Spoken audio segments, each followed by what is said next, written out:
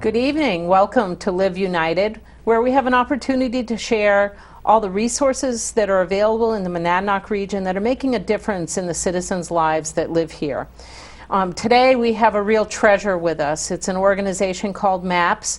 I encourage you to stay with us because I'm joined by Gary Barnes, the Executive Director for MAPS. Welcome, Gary. Thank you, Kelly. And thanks for being here.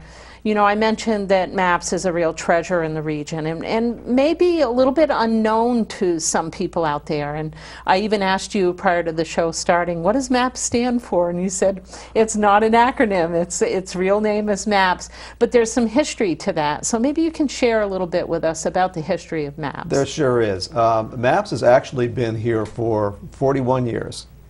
It began actually in the basement of the UCC church. It was created by a group of pastors who wanted to introduce pastoral counseling to the Monadnock region.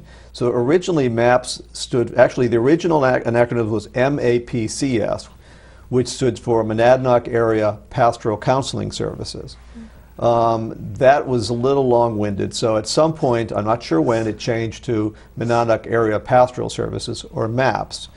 Now, over the years, MAPS began to grow. We began to add new therapists, and more of our therapists were not pastoral therapists, but they were psychotherapists who had an interest in spirituality in general. So the name began to evolve, and it became Monadnock Area Psychotherapy and Spirituality Services, which again was still MAPS. And then at some point the board decided even that was too long, and we simply changed it to MAPS Counseling Services. And it has in fact reflected an evolution in terms of how we practice and how we see things. Whereas we were once a pastoral counseling service, which was closely tied to religious background, it has evolved more and more to become a spiritually guided psychotherapy center that is not pastoral any longer, and we're not religiously affiliated any longer. So when you say spiritually guided, what do you mean by that? You know, what we mean is what it means to anybody who comes to see us. There are many people in the New England area especially who identify themselves as spiritual, but they wouldn't call themselves religious people. There are also a lot of people for whom, when you talk about their spirituality, they do think of their faith, they think of their church, they think of their religious heritage. MAPS understands that this is an important part of most people who come to see us. And just like any other aspect of their culture or their background, we try to understand how that might be a factor in the problems they're dealing with, or a solution to help them deal with some of their problems. So tell us a little bit about the type of client or people who may seek out your service. Sure. MAPS sees over 1,000 people a year. We will provide anywhere from 10 to 15,000 hours of counseling sessions. And the people are, they could be you, they could be myself. They're mostly working people. They're families. We have therapists who specialize in working with very young children. So they could be a 2 or 3-year-old, perhaps somebody dealing with some school problems or some behavior problems. We have therapists who specialize in, for example, autism spectrum disorders, children that are having difficulty socializing and other problems. And we have people who, like myself, who work with seniors. So we run the age range, and mostly we see people who are working. We see a fair number of couples, people coming in with problems in their marriage, problems in their families. What we don't do is we don't provide services that are typically provided by the community mental health center. So could you explain that a little bit more? Because I'm sure our audience is probably wondering, you know, if I have, maybe I'm feeling depressed. Yeah. You know, who's the best person for them to call? Do they call MAPS and you refer them somewhere else? Or how would they seek you out and get the service they need? Sure. Well, you know, there's information about us on our website, which is www.mapsnh.org. If somebody was, like you or myself, dealing with some depression or perhaps had a serious loss, someone very close passed away and you were having trouble getting back on your feet, that might be the type of person who would call us. We are a nonprofit.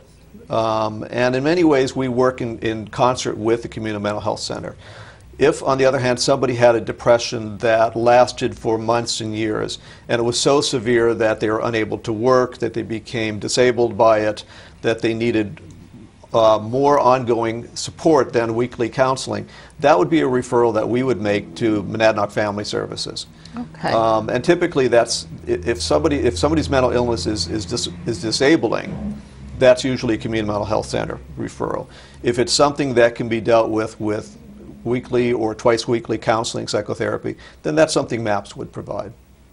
Now, I know that you're providing counseling services around a variety of behavioral health needs, both substance abuse, mental health, and you're also providing support groups for folks. Can you talk a little bit about the variety of services that you're offering? Sure, I'd be glad to. One of the ways that we're funded is with United Way. And we're very grateful for that because it allows us to do some things which we would not be able to do if we relied on our clients' insurance. Because there are some services that people need that insurance typically does not pay for. And one of them is our support groups for people with cancer. We've been offering these groups now for, I think going on 20 years perhaps. And, but because they're not identified as having any mental illness or emotional problem, they're simply people dealing with a terrible disease. And I'm sure everybody watching this has known somebody with cancer. You know the toll it takes both on the person who has cancer and on the family. This is a place where people can come for support. It's a place where they can talk about the impact it has on their life, the fears that it creates, also the change in how people perceive their lives as a result of having cancer. For even those that the cancer is treatable and they recover from it, it's a life-changing experience because suddenly mortality becomes more real, their priorities change in life, and a part of what the group helps people achieve is that transformation to a better understanding of who they are and what's important in life as a result of having cancer. You know, it's interesting because I don't usually talk about where the donor dollars go, but this is one of those examples where it's having tremendous impact in the Monadnock region. Every dollar that's given, when it's given to a group like the Cancer Support Group, and you think that there's no other access to resources to support a group like that. That's right. And it makes a huge difference in folks' lives to have that kind of support, that opportunity to talk with each other. Can you share a little bit about the impact? You know, we hear about the cancer support and the impact there. I know you do a chronic pain. That's right. We have group as well. That's right. Yes. We've offered, we actually have two support groups. One is funded by the United Way for people with chronic pain.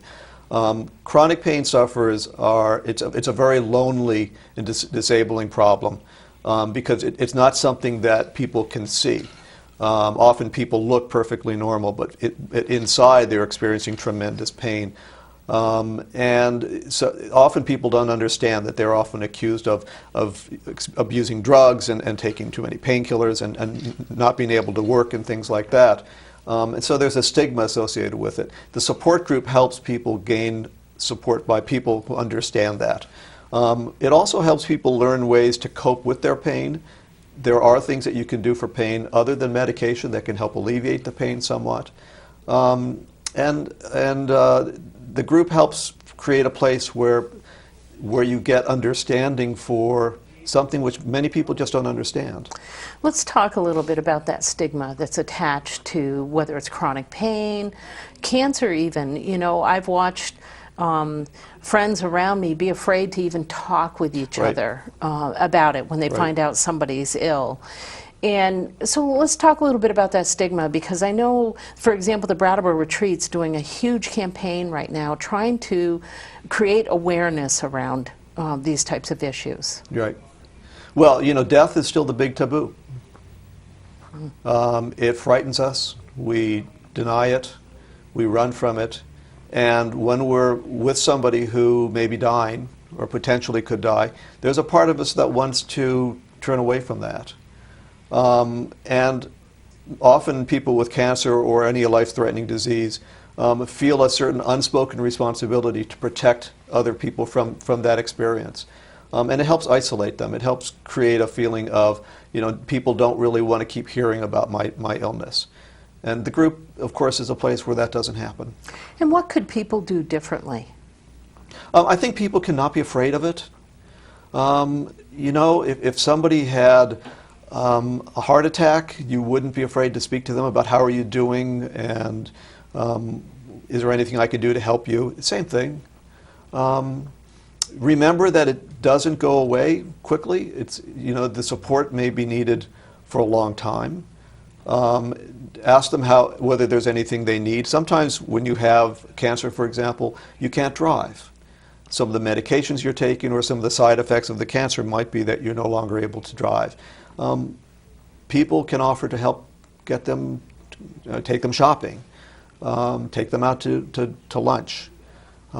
Be a support, but don't be afraid of their cancer, and don't be afraid to ask them about it, because it's not a secret. And what about with mental health or substance abuse issues? Because there's stigma attached there as well. Do you have any suggestions for how we as citizens in the Monadnock region really can take a part in addressing that stigma and making a difference in supporting people in their lives? That's a big challenge. The stigma associated with mental illness has haunted us forever. I think it's getting better. I think people are in a better position to begin talking about their mental health problems. But for so long, people with mental illness or mental health problems kept it a secret. In fact, counseling itself is a highly confidential thing. We can't, for example, talk about the people who come and see us and who benefit from our services, because it's unethical to reveal the privacy of our clients. So many of the people that have mental health issues, their friends and neighbors never know about that. Their coworkers never know about that. And as a result, you sort of live in this idea that mental health problems are rare, that people tend not to have them, or it tends to happen to someone else. And they don't appreciate that. It's, in fact, it's their own family, it's their neighbors, it's their coworkers. And I think as a result of that, support for mental health resources isn't what it should be. And when you say support for mental health resources, are you talking about local support, state support, national support? Well, I mean, if you look at the state level, at the cuts that we've given to the Community Mental Health Center, and people saying that, we just can't afford to fund these programs. The reality is that we can't afford not to. What we're seeing is that when we stop funding the programs that provide early interventions, like services that MAPS provides, like services that Monadnock Family Services provides, then you see those problems escalate. You see those problems get worse. And then they end up being a problem with the police. They end up becoming a problem with homelessness. They end up becoming a problem with people who end up in the emergency room or in hospitals or in the state hospital at tremendous expense and at tremendous tragedy to the individual who could have been helped so much earlier. And so it's one of those areas, because I think so many of our people in government don't understand mental illness. They see it as a simple way to save money. They don't realize what in fact they're doing to the long-term impact on our budgets and onto the welfare of our citizens. And I know we've talked about that on this show before, that the trend right now, because they had decreased funding, we're seeing an increase in stress levels out in the community, partially due to the economy.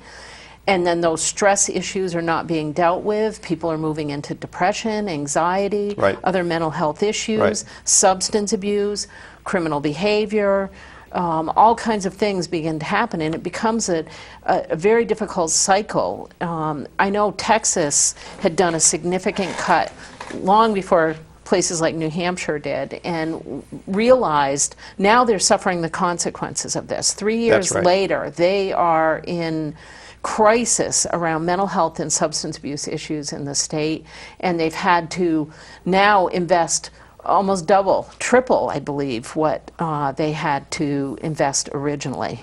Sure. Well, in this country now, the largest providers of mental health care are our prisons and our jails. If you went back to the United States back in the 70s and the 60s, where we had huge psychiatric clinics, hospitals actually. You go to Concord, you go to Bangor, Maine, where I went to graduate school, you see huge state hospitals that had literally hundreds, if not thousands, of beds for people with psychiatric illness.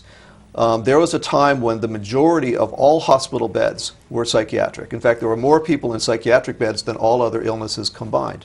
That shows you how severe the problem was and how little we knew to do for it. In the 70s and 80s, they signed laws that were shutting these facilities down.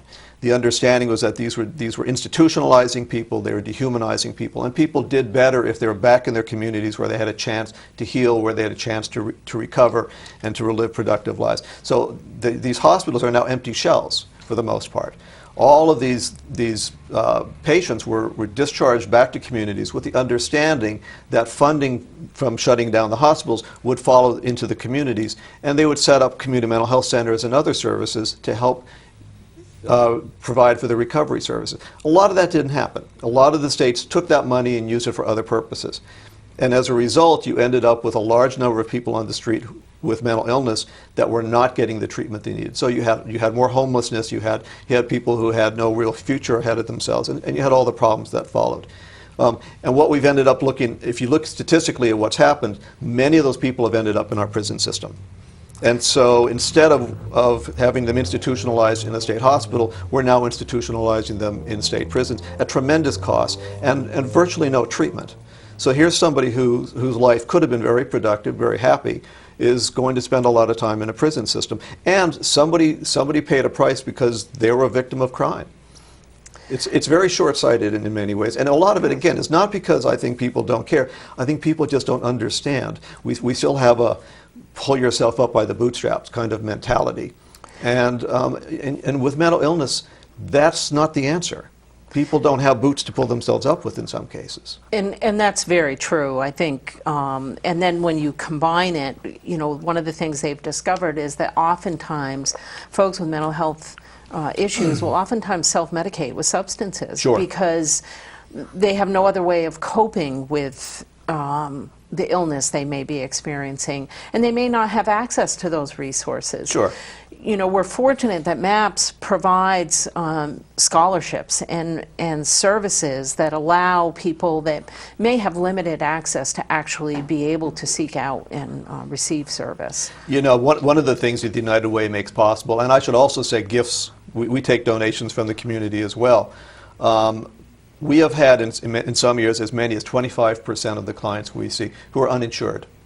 Now, we expect that's going to change because with the Affordable Care Act coming in, more and more people are getting on insurance plans. But even there, many people's plans have large deductibles and make the insurance not very easy to use unless you have a serious illness. So even there, we find people have a need for what we call the client fund.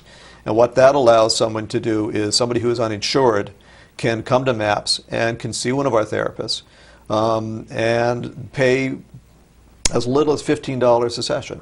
We try to set the fee depending on what they can afford. We also have students in training, graduate students from Antioch, and they're able to see people for even less than that. And so we're able to ensure that anybody who can benefit from our services who calls us is almost guaranteed the counseling that they need. It's a wonderful resource, and it means that hundreds of people every year are able to get counseling that otherwise couldn't afford it anywhere else. Now, you've talked a little bit about people that are coming to you for service, but I also know that you're beginning to really be out in the community, and in particular in our schools. Can you talk with us about what you're doing in the school systems? Sure. Especially, we've done a lot of our growth in the last 2 years in our Peterborough office.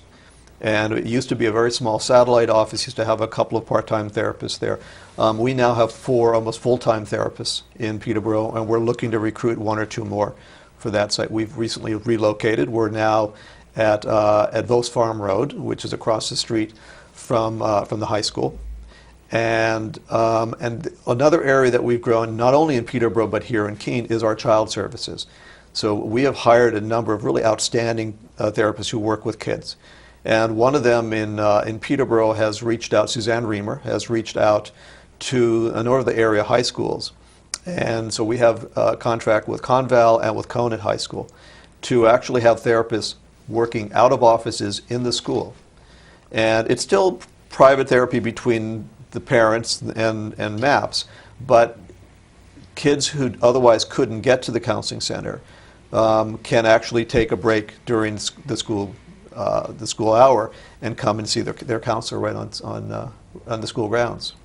You know, such a important service, because when we think about being proactive with people, the more we can get to them in those younger years. Absolutely. And really be looking at what their needs are and helping them move through the process, and recognizing that for some of them it may be lifelong, for others it may be just a preventative intervention, a really proactive intervention that they need in the moment.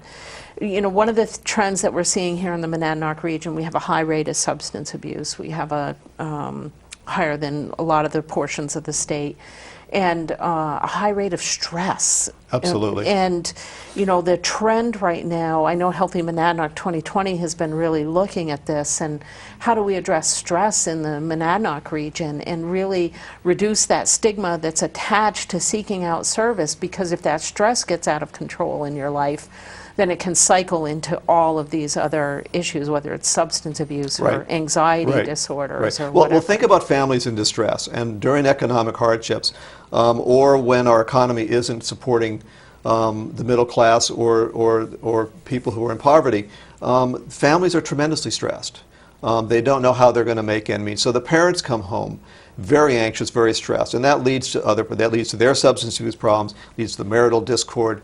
And even with strong families, the tension can be very powerful. Now, you take a child who's growing up in that environment. You know, if somebody watching this can imagine one of the most stressful days of their life, and perhaps it was something like a loved one having a heart attack or being in the hospital, or a child in an automobile accident, and remember what it felt like to be sitting there with just overwhelming anxiety, fear of what's going to happen, and remember how awful that felt. Now picture a child feeling that every day for months and years at a time. And imagine what that level of stress does to their neurological development, to the chemistry in their brain as they're growing and developing. That anxiety, that stress becomes part of their fabric.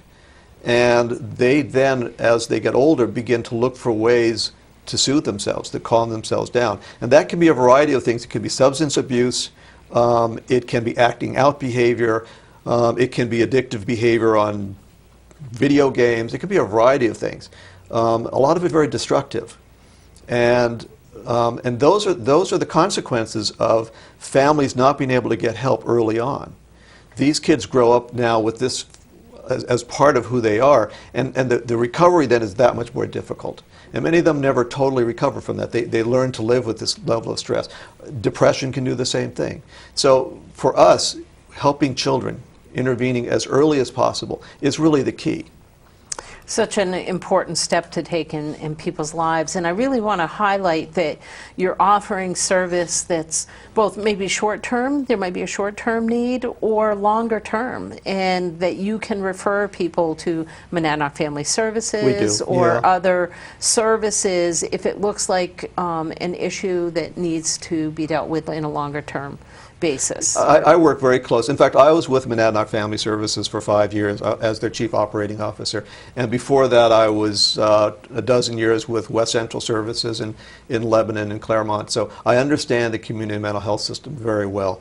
One of the things I did when I came to MAPS was really reach out and network with the other providers, with Center for Violence Prevention, for example, with Antioch University, with the hospital, and most importantly with Monadnock Family Services, because comprehensive care, integrated care is so critically important. It's what we do really well in the Monadnock region. It sets us apart from other parts of the state, is that centers work together, agencies work together. The United Way and agencies work together better than any place I've ever been. And that's so critically important because no one place can do it all. And I think that's such an important message, that it's really, we're almost weaving together a web of safety for our citizens out there by bringing services together. I would imagine that you do a lot of work with 100 Nights as well, with the homeless population. We do a fair amount. Right now we're located right across the street from them, which I think is convenient for them. We see a fair number of people who are dealing with homelessness. You know, the nice thing about MAPS is if we can't provide the service, we will help connect you to the people who can. So I'll get a phone call from somebody who is in a domestic violence situation, for example. And one of the first things I'll recommend is that they contact the Center for Violence Prevention, because even though we have counselors that work with domestic violence, we know that they're probably going to do it better than we are. I'll have someone call me and talk about their child who is having a severe psychiatric break. Well, that's not the kind of problem that we're going to be ideal for. What they really need is somebody like Monadnock Family Services, who have psychiatrists on staff, who have case managers on staff, who can reach out and provide the kind of intervention that somebody like that needs. By the same token, somebody might be in recovery at Monadnock Family Services and be at the stage where some psychotherapy could be helpful. They might call me up and say, would you be able to provide a service for us? Sure. And we might have shared clients getting services from us and also services from the mental health center. So we try very hard to network. We try very hard to be not just a place where we provide counseling, but where we also provide information to people who are trying to find the answers. So, Gary, if people wanted to reach out to you, I know you're servicing across the Monadnock region. You have an office in Peterborough. You have an office here in Keene. If they wanted to reach out and contact you, I'm going to ask you this a couple of times on the show. Sure. How would they reach you? Well, to reach MAPS, you would call 355-2244. You'd then dial extension 8101, which will give you our front office.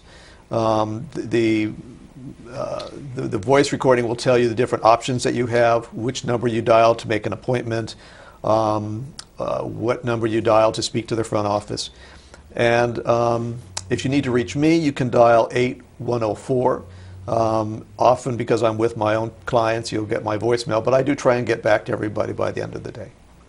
So a couple of options out there for folks to really reach out for service, and one of them was almost a hidden message that you had in there and that we've heard on every show, is that you can pretty much call any service in the Monadnock region and they're going to help get you where That's right. you need to be. So I want to make sure we highlight that message, because I've heard it from every agency who's been on the show so far. The other thing is that the people can dial 211 in New Hampshire. That's right. And by calling 211, you will be referred to the appropriate agency. And again, if you end up down here, or Monadnock Service Link, and if you are referred down here and it doesn't feel like the right fit, that agency is going to help get you and your family members to the right place. So, real important message in there. We talked a little bit about the stigma. I'm curious whether there's anything happening in terms of advocacy to really address some of these stigma issues, the funding issues, the education and awareness. Well, being here today is part of that process of educating the community, helping them understand the importance of investing in early intervention, particularly in mental health, particularly with children. It's a dollar well invested, a dollar well spent. We're hoping that more and more people will feel comfortable talking about their own mental health issues that they've come up, because that will make such a big difference. It'll help reduce that feeling of shame that is often associated with having a mental health problem. We also have formed, last year we formed what we call the Behavioral Health Collaborative. And this is a meeting that is happening on a fairly regular basis of directors of various social service agencies. And one of our main goals is to address issues of stigma and to address advocacy, to help people in Concord understand what we're doing here, what we need, what would help make a difference. And we hope also to be a resource to them, so that when they ask for data, when they ask for information, some statistics on what can we accomplish, do our services make a difference, for example, we can provide them that data so they can go into the debate fully informed and better able to advocate for what we do. I think that's one piece of it, but when I think of the citizens, our everyday folks who live here in the Monadnock region and care for one another, they have a real role in this as well. Sure. To be advocates. You mentioned earlier not being afraid. Not being afraid of death, not being afraid of, mental health issues, and that it's an illness. And I think that we forget sometimes it's an illness. mental health issues, substance abuse, are illnesses. And I think we tend to say, you mentioned pulling up by your bootstraps, and that it's almost like a moral decision that people are making, and that's not the case. It's lots of times, you know, life circumstances, sometimes it's genetic, it can be multiple factors that are contributing to this. And even when it's not clearly an illness, even for example when it's a marriage that's in trouble, we all go through that. You know, nobody has the perfect life. And there are those people that can talk about that, I mean, Oprah Winfrey, for example, has talked about the struggles she had in her marriage, and some of the things that helped her to form a new marriage that was strong and healthy. That's wonderful, because when people hear that even someone like her can struggle, it gives them support for being able to talk about their own struggles. So I think being able to talk about it is critically important. We do try to write about it, articles in the newspaper and the Shopper and things like that. We've tried to do to get the word out. You know, I think the other thing that we can do is, especially as employers, is when you think about health insurance, often what people are looking for is the cheapest coverage they can get. And what they don't realize is that sometimes what you're getting is a product that makes a lot of cuts in order to get you that low price. And then the problems with that come back later on after you have the insurance in place and you're starting to use it. And I think a lot of employers may get the cheapest insurance only to find out that that plan really discourages use of behavioral health, even though statistically and percentage-wise, mental health coverage is a tiny fraction of the amount spent on health care. We could treat somebody for a year what it would cost for somebody to have one visit at the hospital, for example. But mental health is an easy target, and so you see mental health coverage often have large deductibles that have to be met, large co-payments that have to be met, limits in terms of the number of sessions they can have.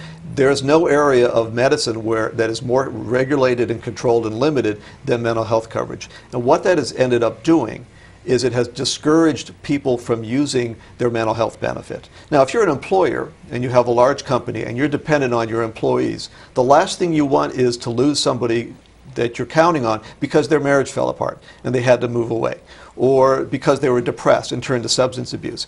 It seems to me that if you're investing in your employees and you're doing training, you're doing safety, you're doing health programs, you have an HR department that's healthy, invest in their behavioral health care.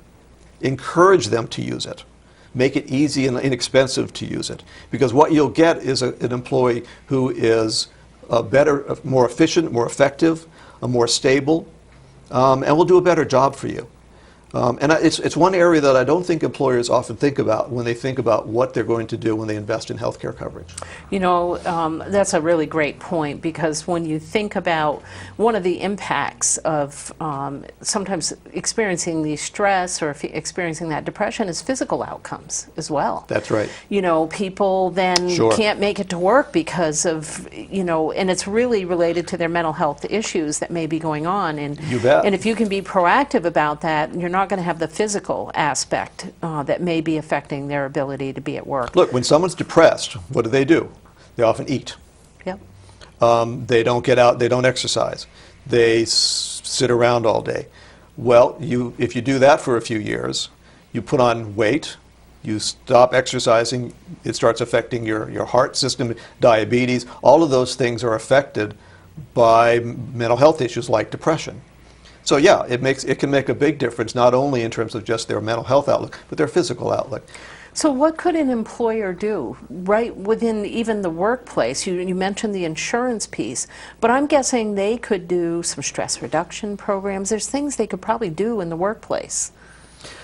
You know, the workplace is a hard place to acknowledge that you have mental health problems, and you need to have a community and an atmosphere that allows people to be themselves and to not feel like their position is going to be jeopardized. But we live in a culture today that mental illness and mental health problems are still stigmatized. So, for example, somebody couldn't be running for Senate, talk about her therapist.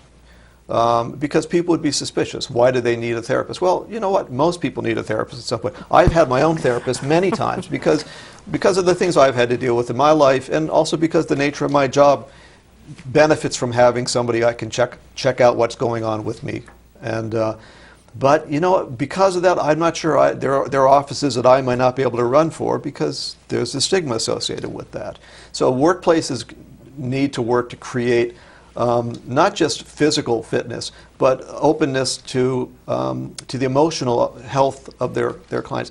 They need to understand that people need to have balance in their lives to be happy. When people's jobs become overwhelmingly difficult, when they have to spend an inordinate number of hours on the job to get the job done, that might help with the project. But in the long run, what does it do to the employee? You know, it's a little like keeping the pitcher in a game longer than his arm should allow him to. And you might get a lot of wins from him early on in the season. But as the season goes on, you're going to see that arm begin to give out, and you might lose a good pitcher later on in the game. I think the same thing can happen with your employees and mental health issues. Boy, that's such an important message again. You know, I really want the public to think about how they can connect and be involved with this. I'm curious, do you do any fundraising? I know the United Way donates or gives to you, and so your donations make a difference because that money goes to organizations like MAPS. But do you do any fundraisers that people can participate in? Is there other ways people can support you? We'll always take a donation. We do a couple fundraising letters every year.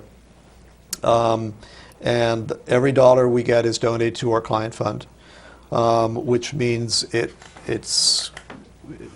somebody comes in who says, you know, I'm feeling depressed, I don't want to continue in life, whatever, but I don't have any insurance. The last thing they need is to be told, well, you can't afford to come here. Because of the client fund, we can say, come on in, we'll set you up with the same therapist that anybody would see. And we're able to help people get back on their feet, get back to work. It's a wonderful investment in the community, and we're very proud that we take the money that's donated and we turn it back into something that will benefit everybody. Now, are there other ways people can support you, for example, by volunteering for anything? Is there anything like that? I wish there was, but again, because of what we do is so private, we don't use volunteers. We are at this point working on a new fundraiser. We've been in negotiation with the Colonial to sponsor. It's something we've dreamt of for a long time. Other agencies have large fundraisers that generate significant funding for them. And MAPS has never been able to do that because in part we've been so small up to now that we haven't had the resources to invest in that. But MAPS has grown. MAPS is more than twice the size it was when I started over 6 years ago. And we're now 14 licensed therapists. Boy, if that doesn't speak to the need alone for this kind of service, I mean, that's an incredible statement. It's a huge growth. It's gigantic. We're now the largest provider of outpatient mental health care in the Monadnock region, where we used to be a small handful of therapists working out of the office in Keene. And we've done that because of the cutbacks to the state system.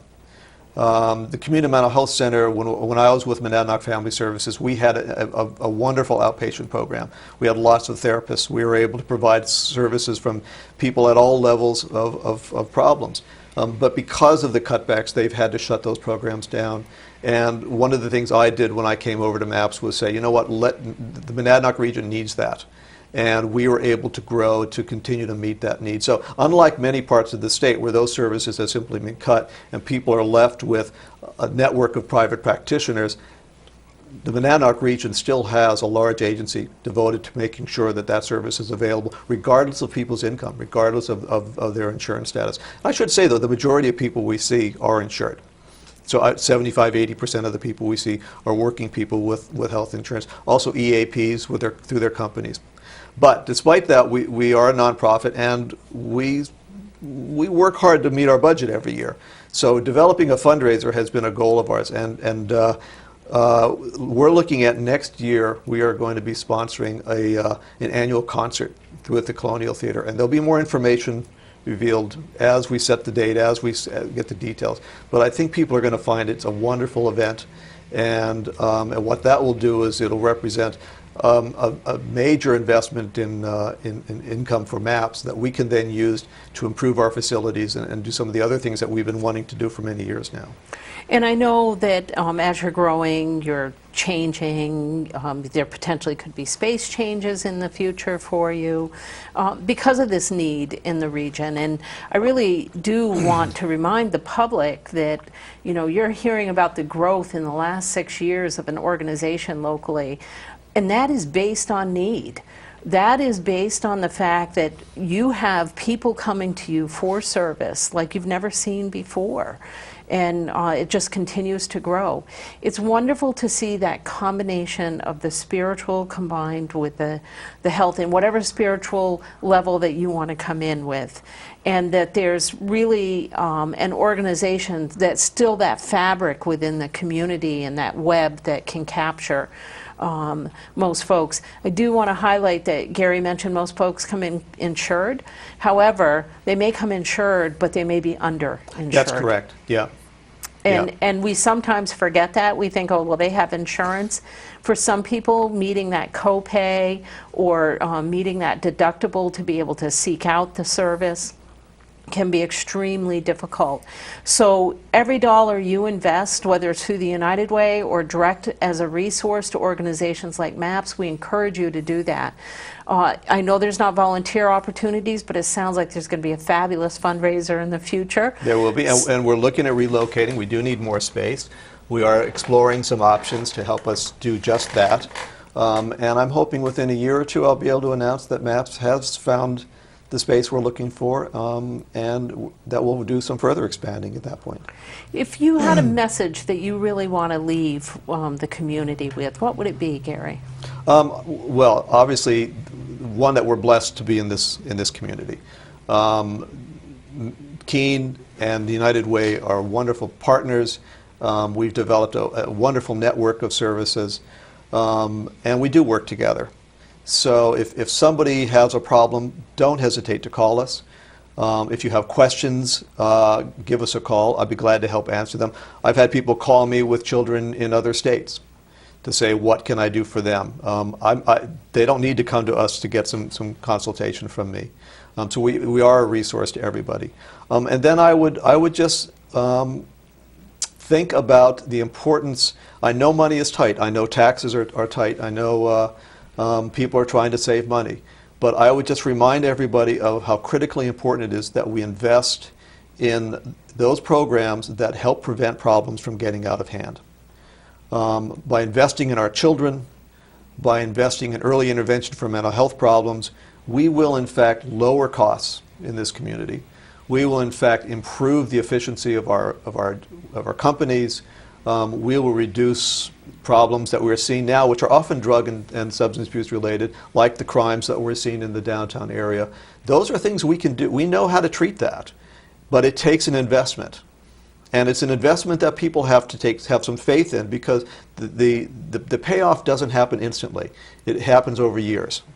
And I would just say to people, don't forget when things get tight that there are areas that you want to continue to invest in, because in the long run, it will actually help us and save us money. And I want to remind the public that it's not about investing in any one thing, that it requires all of us really coming together, that MAPS alone is not going to solve the problem. Absolutely. But that when we as a community really work together, we can solve the problem, and we can make a real difference in people's lives. And I think that's really important, supporting MAPS, supporting those other organizations that are out there, and really being a part of making a difference in your fellow neighbors, or maybe your own life or your own family's lives, is just so critical. And you know, we have the resources here. We have the treasures like MAPS here in the Monadnock region. Right. We need to really make those available and accessible to people. I want to thank you, Gary, for being here. Before we close the show, I do want to make sure that you share your contact information at least one more time. Sure. If you want an appointment at MAPS, please call our front office, which is at 355-2244, and extension 8101. We'll get you to the front switchboard. If you need to speak to me, dial 8104, and I'll be glad to answer any questions you might have about MAPS. Again, Gary Barnes from MAPS, one of our local resources and treasures here in the Monadnock region. I want to thank you for joining us, Gary. Thank you for having me. And I want to thank you for joining us. And again, a shout out and a call out to you to get involved, to remember to give, to volunteer, and to advocate. Thanks for joining us.